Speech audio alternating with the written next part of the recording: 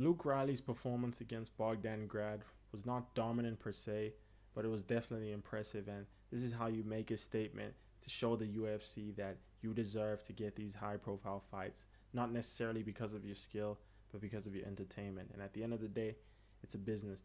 And what I found interesting was that this fight went exactly how one of his fights on Cage Warriors went. It was against Tyrell Abasov.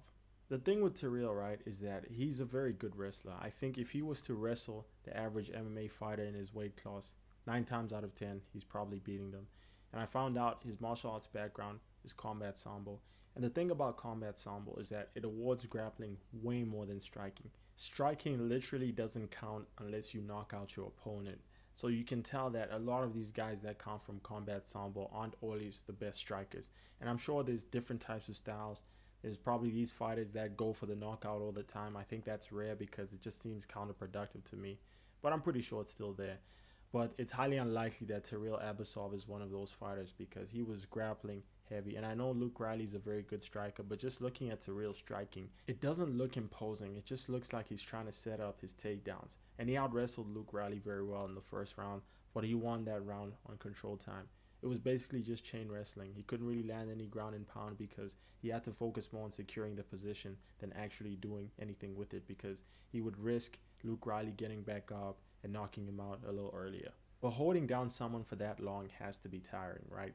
And the difference between wrestling, combat sambo, and MMA, I'm just going to group wrestling and combat sambo into one thing, is that whenever you pin down your opponent, you get back up and you score a point.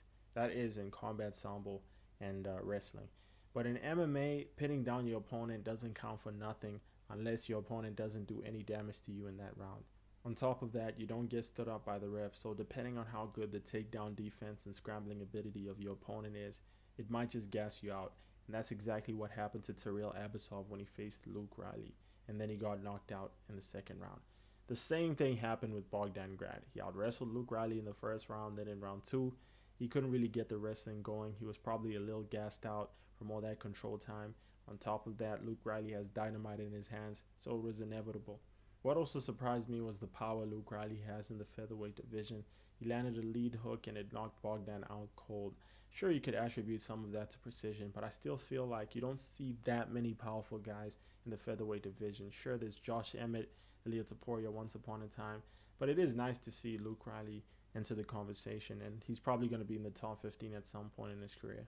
I think Luke Riley's wrestling defense is going to improve along the way, and he has a bright future in the UFC. Anyway, you guys let me know what you think about him in the comments, and don't forget to like and subscribe.